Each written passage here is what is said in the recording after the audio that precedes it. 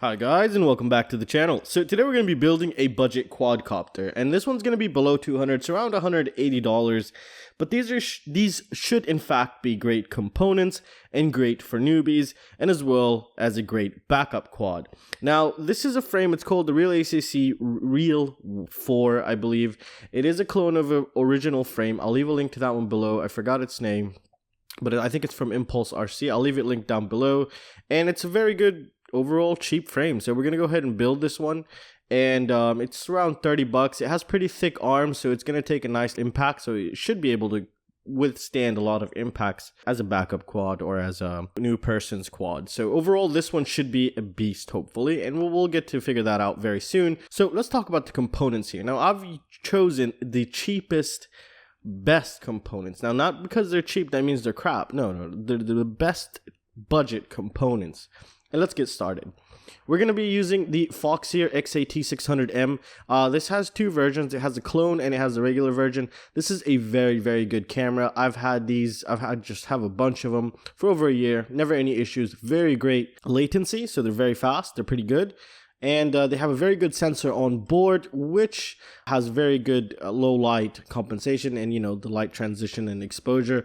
The wide dynamic range is very good on this one. So I really do like this one. So we're going to use that camera.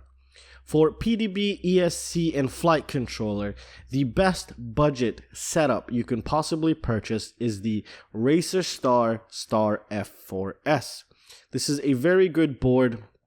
It comes with the OSD, it comes with the 4-in-1 ESCs. They are Xt60 ESCs, and it's a F4 flight controller. So this one is a little beast right here, and I really like using this one. I've never had an issue with the Star F4S, and I highly recommend this.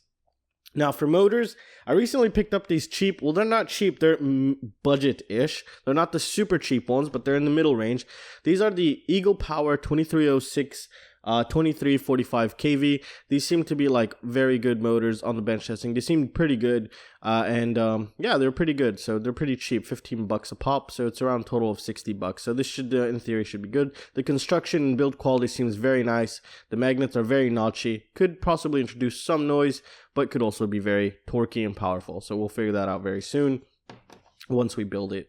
And for VTX, I'm using the Eachine TX526. I love this VTX. It's cheap, and it's the one that I've been using all my life. I picked up a couple others along the way, but for, you know, majority of my building, I usually just stick this guy on, and I kind of modify it to just put a pigtail antenna, set it to 600 milliwatts. I can fly as far as I want, and I don't have an issue.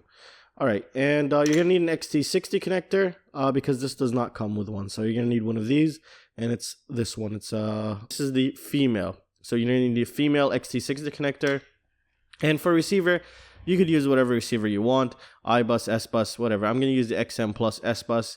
And once we're putting this together, if you have an iBus, I'll show you where to connect it, and I'll leave a link down below to a tutorial video of how to set up iBus through Betaflight. So if you needed to figure out how to do that, you can go ahead and do that.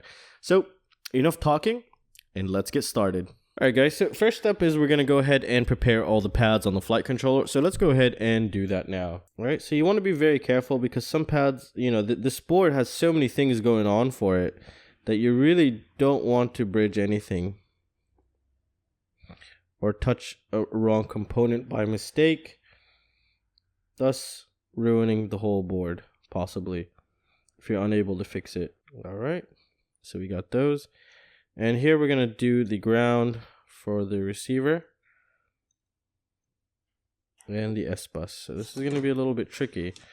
You're gonna have to move it to the correct way that you're soldering here, and I highly recommend you always have your forearms resting on the table here. That'll just, you know, keep it the most stable for you while you're working on it. So now we're just going to do the motor side. So we just finished that side over there. You don't want to keep the motor on for too long because there's a little hole and then the solder will start dripping through the other side. So take that into consideration. All right, so here we should be good. All right. So now let's start with installing the wires. So let's see, what are we going to start with first here? I think what I'm going to do is I'm going to start here with the S-Bus 5V and ground. So let's go ahead and do that. Now, I'm installing S-Bus, but if you have an I-Bus, where would you install this? You would have to install it. You would want to install it right there. And then set up UART6 right there. Next, there's a boot button, there's a TX6, and then there's a RX6. Right there is where you'd want to install the I-Bus. So let's go ahead and get started here. Alright guys, so let's go ahead and start with the receiver here. And this is going to be it. And the red is 5V, the black is ground, and the yellow is the S-Bus.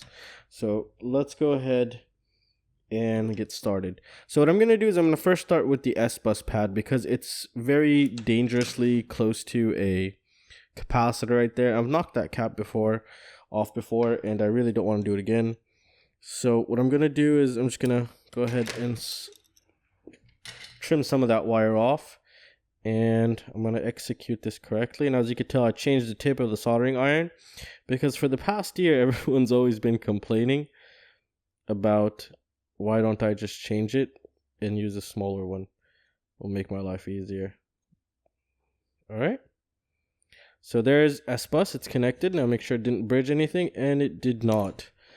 So now let's go ahead and connect the 5V, and should be the next one over. So the reason why I'm soldering it like this is because it's easiest for me to go in and execute this.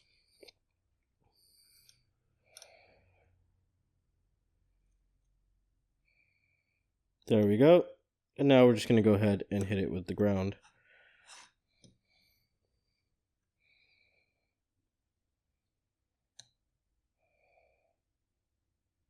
Beautiful. Very nice, very clean. So now our receiver is done. What's left? VTX, camera, motors, we're done. This is why I love this board so much. It's just so easy to finish. So let's go ahead and take a look at what's the next step here. Alright, so the next step is the first pad right there is going to be VI, which is video in. And we're going to go ahead and get the camera wire. That would be video in. It would be the yellow wire. So it would be this wire right here. So that's going to go into that first pad right there. It's going to go to the VI right there. So let's go ahead and hit that up. And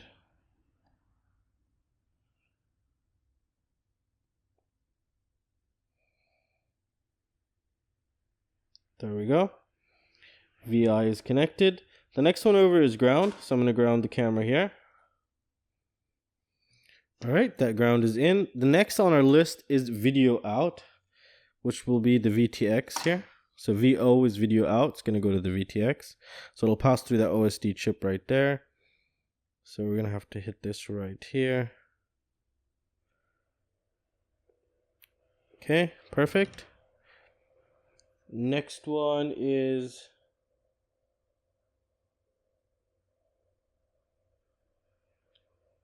I think another ground.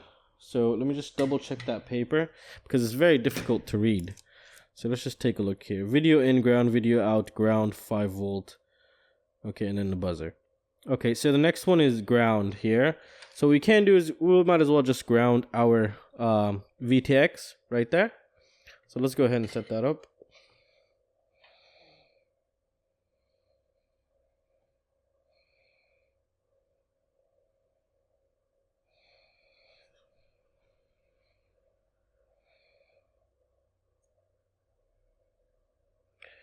All right, and then we have 5V. Now the 5V needs to be the camera. So this is my camera wire right here, and the 5V is going to go there. And what's left for us to do after this wire right here is to get power for the VTX. And should be straightforward because there's a little nice hole left for us. And I'll show you that in a bit.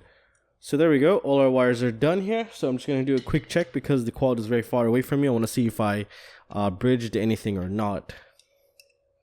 Alright guys, so it's all put together. I soldered in the motors. I just skipped it because it's just very basic. You just put them in and then we could change it in Betaflight. I'll show you how to do that later on. Now let's go ahead and see what's the next step. The next step what I want to do here is I want to add a heat shrink to the top of the VTX here and double-sided tape. So I can stick it somewhere here. Now, take into consideration, it will not fit through the standoff, so it'll have to go right there, like right before the standoff. So that's what I want to do here. But what I also want to do is keep this sort of accessible. Let's see if there's a way for us to do that with keeping the screen. Nope. So what we're going to have to do is just set it up like this, and it's going to be a little bit difficult to change channels. So you want to go ahead and make sure you choose your channel before you stick that on. So let's go ahead and grab some very strong double-sided tape that I found. It's insanely strong, especially on this type of heat shrink. I get it from Tesco, and it's pretty awesome. It looks like this. It's clear too, so it's just awesome. All right, so we just set that up.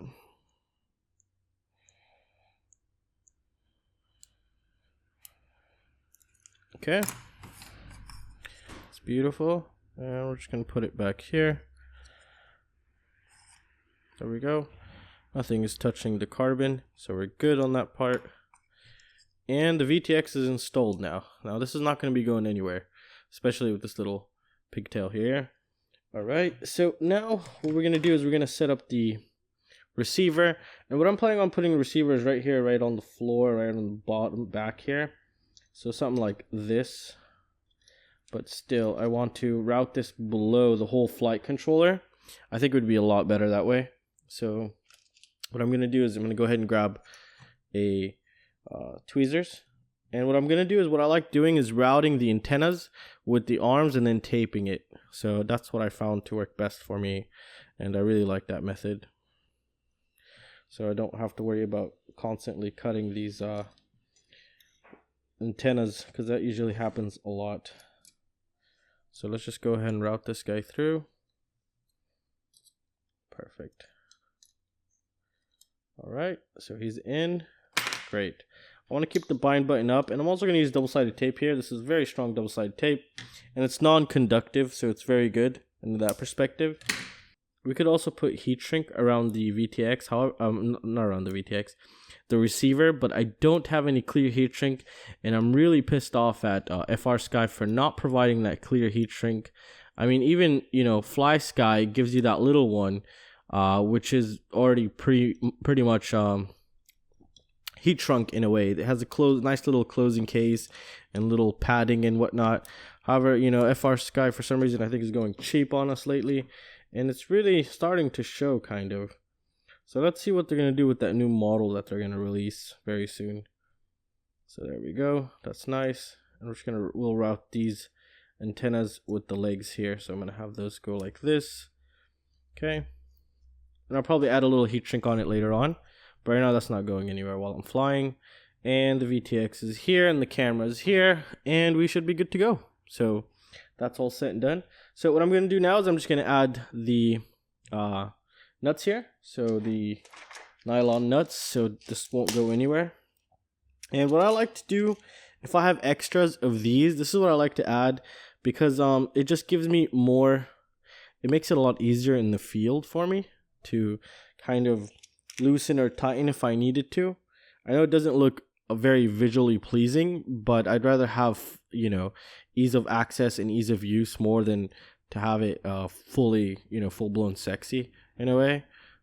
That's the way I go about it, because sometimes in the field it's just a headache.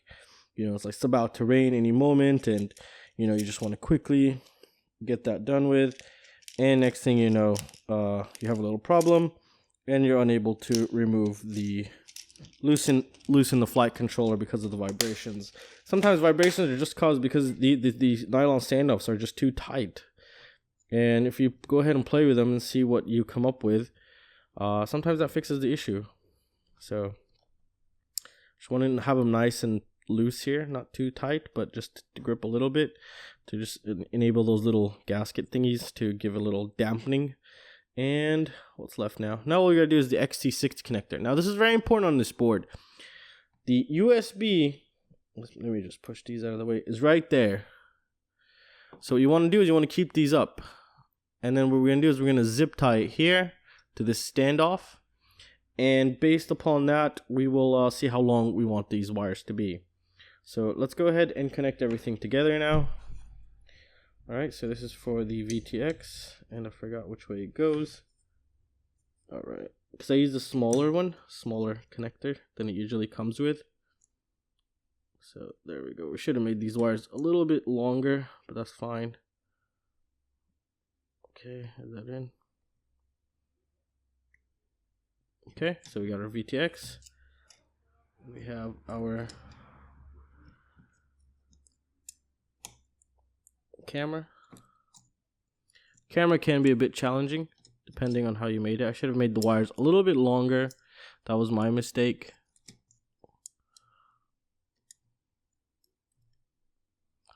There we go. So everything is in. Everything is nice. Let's route these out there. Okay.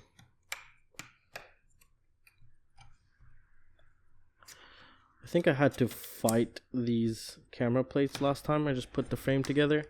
But no, this one, the side just went in very nice. Yeah, that side went in beautiful. And that side, there we go. Almost done. So what I want to do is this guy here.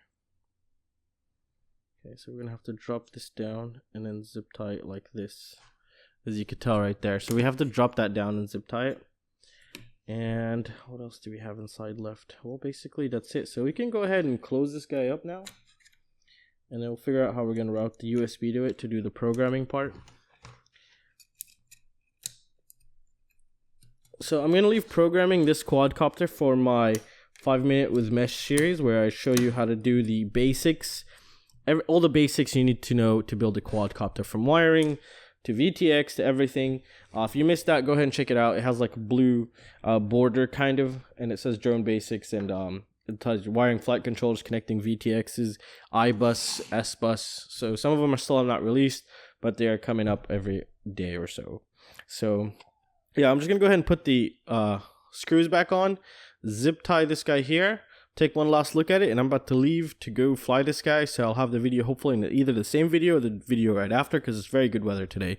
So I'm gonna get that done with real quick, and I'll be right back. Alright guys, so it is complete, and I actually went and I flew it already, but I kind of came back a bit too early because I just landed in a nasty mud water puddle. So this is as clean as I got it so far. I'm gonna have to re-clean this. I got some footage in, but it's just not really something to get an idea of how this thing is flying. It was just basically pre-flight checks, just to checking. It needs some tuning. It needs a little bit of P and a little bit of D, I think. I'm not sure yet. I didn't get that far. I was just making sure everything's running perfect, and I just decided to have fun a little bit, and then I just ended up in water. Now, it is pretty powerful. That's one thing. It flew great. I didn't have much noise. I had a little bit of noise, but I think it's not that terrible. I don't really remember. I need to go over the footage just to make extra sure.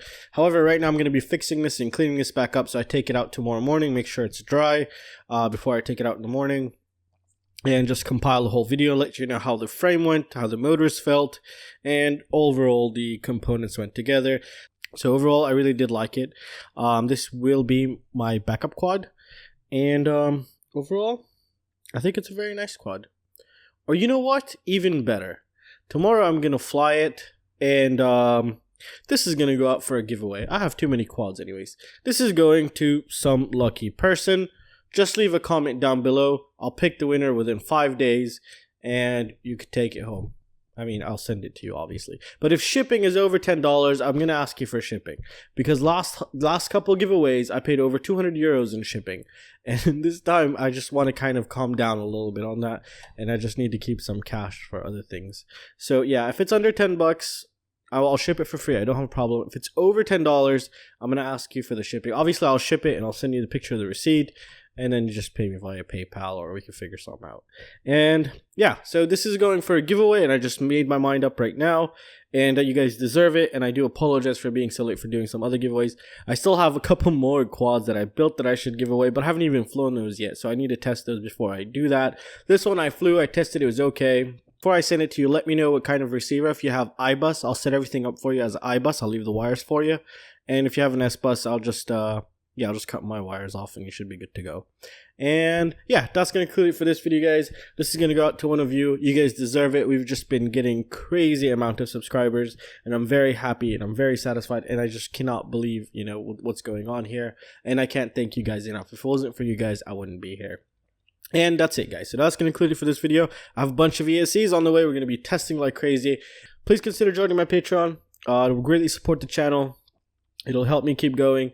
And I'll do a lot of giveaways. Right now, I'm gonna give the Jump RC Sparrow, the frame, the drone mesh split same frame, and another something. I don't know, maybe a Dell RC engine or something. We're gonna give away to Patreon, which I'll be announcing these couple days right now. And yeah, that's it, guys. So I really hope you guys enjoyed it, and we'll see you next time. See you guys. Take care.